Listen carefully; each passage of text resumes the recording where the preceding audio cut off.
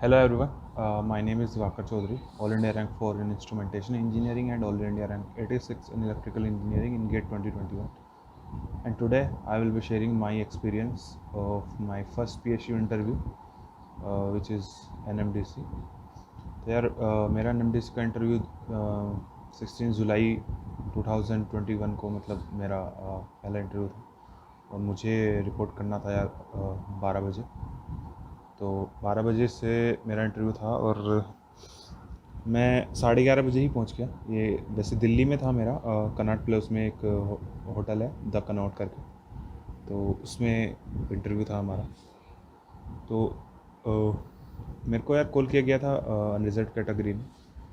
तो इनका यार ऐसा था कि मतलब 6 सीट थी अनरिजर्व कैटेगरी में, तो इन्होंने 60 लोगों को बुलाया था। और मतलब इन्होंने ऐसे नहीं शॉर्ट लिस्ट किया था कि मतलब जो स्टार्टिंग के लोग हैं उनको अनरिजर्व में कर लिया जाए काउंट। तो इस वजह से आप देखोगे मतलब अनरिजर्व का जो कॉल आया है वो 217 230 तक भी आया है, लेकिन ओबीसी का जो कॉल आया है वो 150 या 160 के आसपास तक ही आया है ना। तो आप बोलो कि मतलब रिजर्वेशन के नाम पे थोड़ा सा मतलब अनफेयर है, लेकिन जो फाइनल सिलेक्शन हुआ है वो ओबीसी कैटेगरी के लोग भी रिजर्व कैटेगरी हैं। तो यार मेरा इंटरव्यू था 12 बजे और मैं 11:30 बजे ही वहाँ पे पहुँच गया था। तो उन्होंने कुछ डॉक्यूमेंट्स लाने के लिए बोले थे मेरे, जैसे डिग्री हो गया, 10th क्लास की मार्कशीट हो गई या 12th क्लास की मार्कशीट हो गई, और एनएमडीसी का जो इंटरव्यू कॉल लेटर है और गेट स्कोर कार्ड मेरा, और मतलब कुछ डॉक्यूमेंट्स मतलब जो भी मेरी एजुकेशन रिलेटेड डॉक्यूमेंट्स है वो सब उन्होंने बोला था कि लाने हैं, और एक फ़ोटो। खैर हम लोगों को बैठाया गया पहले बाहर, और प्रॉपर मास्क और फेस शील्ड दी गई हम लोगों को, और ग्लव्स भी दिए गए, और बोला कि अपने डॉक्यूमेंट आप अरेंज कर लो। और उसके लिए आधा घंटे का टाइम दिया गया था। आधे घंटे उन्हें बाहर ही बैठा के रखा। गर्मी बहुत ज़्यादा हो रही थी, तो मतलब ये था कि मैं यहाँ से तो तैयार होकर गया था ढंग से, प्रोफेशनल बिल्कुल एकदम, मतलब इंटरव्यू है तो मैं फॉर्मल कपड़े पहन के गया था, लेकिन वहाँ जाते जाते पसीने में इतना हो गया था कि बुरा हाल हो गया था। खैर आधे घंटे बाद उन्होंने कॉल किया, मतलब कॉल किया, नंबर आया मेरा वो डॉक्यूमेंट वेरिफिकेशन के लिए। उसमें 10 मिनट लगे होंगे लगभग, और उन्होंने फटाफट डॉक्यूमेंट वेरीफाई करके मुझे एक रूम में अंदर बैठा दिया कि अब आपको क्या करना है। सबसे पहले आपको इंटरव्यू के लिए जाना है, उसके बाद आपका ग्रुप डिस्कशन होगा। तो मुझे फिर उन्होंने ऊपर इंटरव्यू पैनलिस्ट के पास भेजा, और वहाँ पे 3 लोग थे उस रूम में, तीनों मेल थे, और उनमें सिर्फ एक ही जो बंदा था वो मैं सवाल पूछ रहा था, बाकी 2 सिर्फ ऑब्जर्व कर रहे थे, वो सवाल नहीं पूछ रहे थे। खैर इस इंटरव्यू में मेरे से कोई टेक्निकल क्वेश्चन नहीं पूछा गया।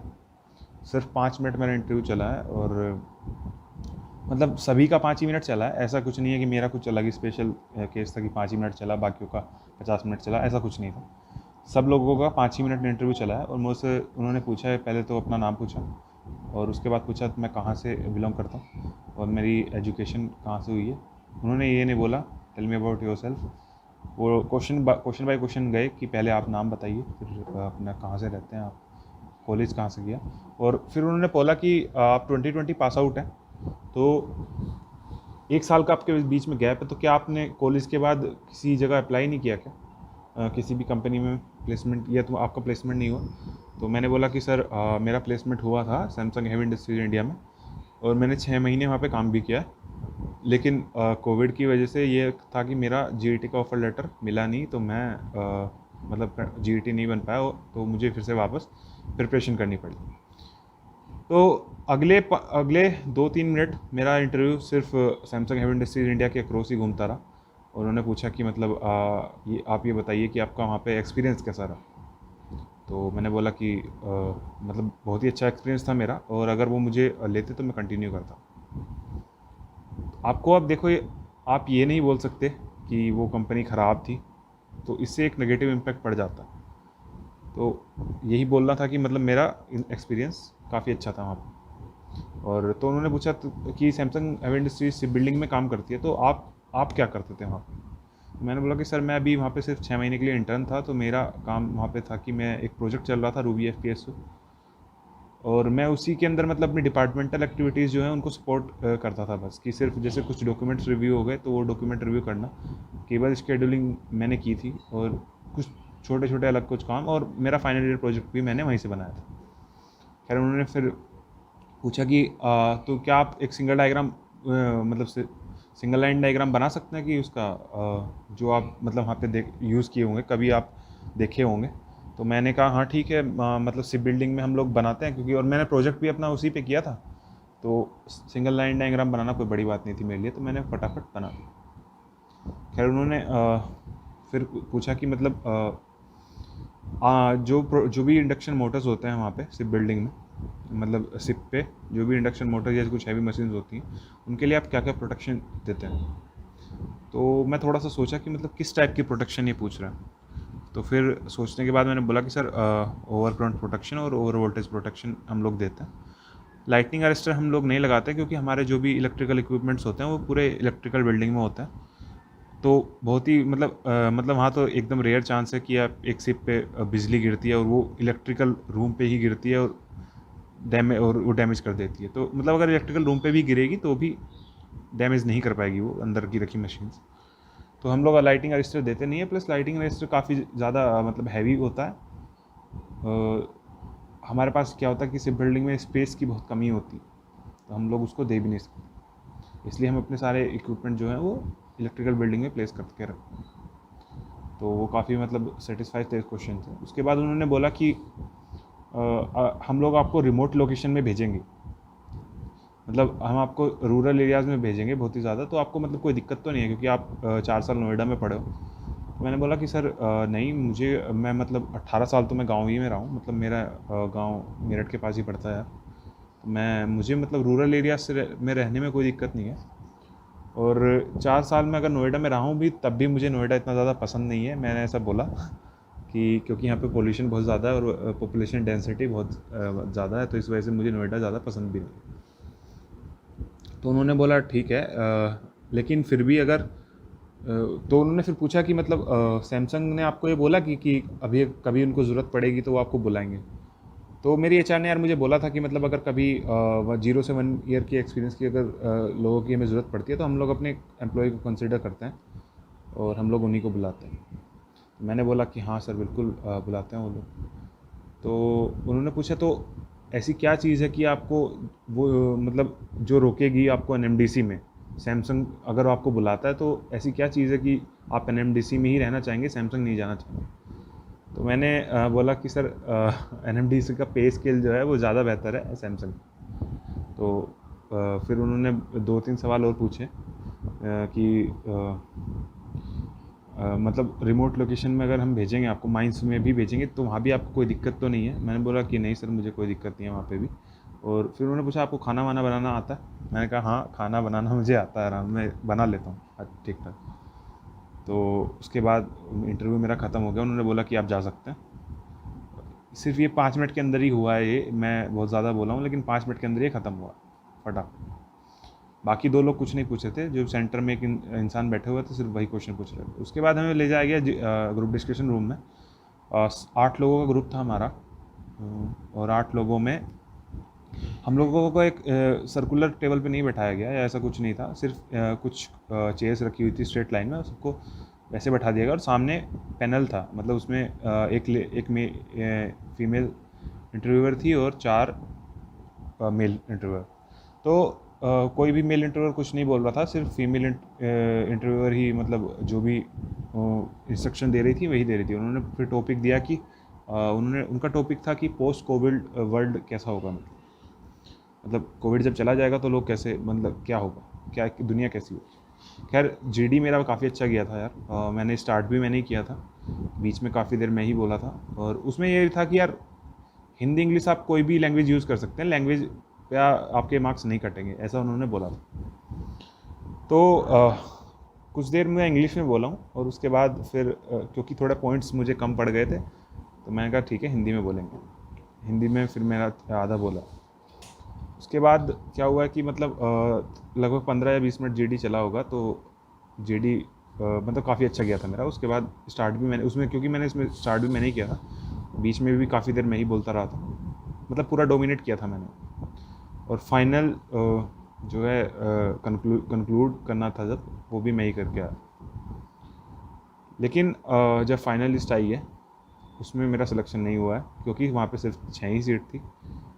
AIR-1, AIR-3, AIR-19, AIR-20, AIR-27 and AIR-26, इन लोगों का मतलब सिलेक्शन हो गया और पूरा गेट स्कोर के बेसिस पे ही था, कोई मतलब नहीं था GD का और इंटरव्यू का। सबको, मुझे ऐसा लगता है कि सबको उन्होंने नॉर्मल मार्क्स दिए होंगे, मतलब एवरेज ही करके दिया होगा, तो इन लोगों का सिलेक्शन हो गया। हो सकता है मेरा वेटिंग लिस्ट में मतलब नाम हो सकता है, पक्का नहीं बोल रहा हूँ मैं कि हो सकता है, कोई चांसेस नहीं हो सकता है ये लोग छोड़ें, उसके बाद वो रिप्लेसमेंट लिस्ट निकाले तो उसमें मेरा नाम आ जाए। लेकिन मेरा जो पहला PSU का इंटरव्यू था उसके बारे में मतलब मेरा जो रिव्यू है वो यही है कि मतलब इतना ज़्यादा ख़ास रिव्यू, मतलब इतना ज़्यादा देर इंटरव्यू चला नहीं है और बहुत ज़्यादा टेक्निकल नहीं था पूरा, मतलब सिर्फ तुम्हारे वो ये जानना चाहते थे कि तुम अगर NMDC चूज़ करते हो तो मतलब क्यों चूज़ कर रहे हो, तो उनका मेन यही था। और GD देखो काफ़ी अच्छा हुआ था, GD सही में चला था काफ़ी देर, 15 या 20 मिनट चला था, वो भी ठीक, वो काफ़ी ठीक था। तो ये था मेरा पहला PSU का इंटरव्यू और अभी हम लोग वेट कर रहे हैं NTPC का रिज़ल्ट का वेट कर रहे हैं, उसमें इंटरव्यूज़ नहीं है इस बार, और IUCL का इंटरव्यू इस महीने हो सकता है, तो उसका भी हम लोग वेट कर रहे हैं। तो बस यही था मेरा पहला इंटरव्यू। तो अगर आपको यार ये वीडियो पसंद आई हो तो आप सब्सक्राइब कर सकते हो इस चैनल को, और मिलते हैं यार नेक्स्ट वीडियो में, तब तक के लिए टाटा bye bye, let's crack it. It's time to experience something glorious. Unacademy Combat. Compete, crack, conquer. A challenging gate contest engineered to give you an experience like none other. Where you put your knowledge to test and battle it out with a test. To bring out the best in you, Unacademy Combat is the most competitive, gamified contest for gate till date, with the best of the questions by best educators. with detailed video solutions from top educators right after each contest. Combat live with peers to get real-time rankings and win big. Participate in every contest to improve your ratings. Challenging contests every fortnight or alternate Sunday. Live ranking after every question. Big rewards for top rankers. Your passion to crack gate deserves this. Your hard work towards your dream deserves this. Fuel your inner fire for the ultimate gate challenge. Unacademy Combat. Register now.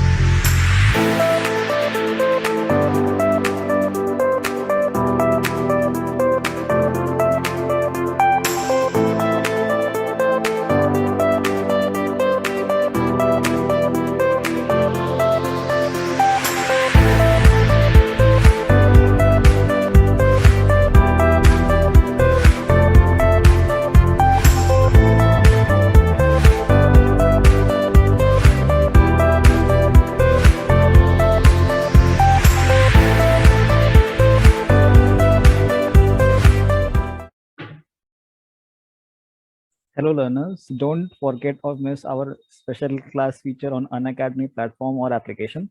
Special class features are interactive live classes, polls for the learners, raise a hand feature, never miss a class, lecture notes, and you can go through lectures from anytime and from anywhere.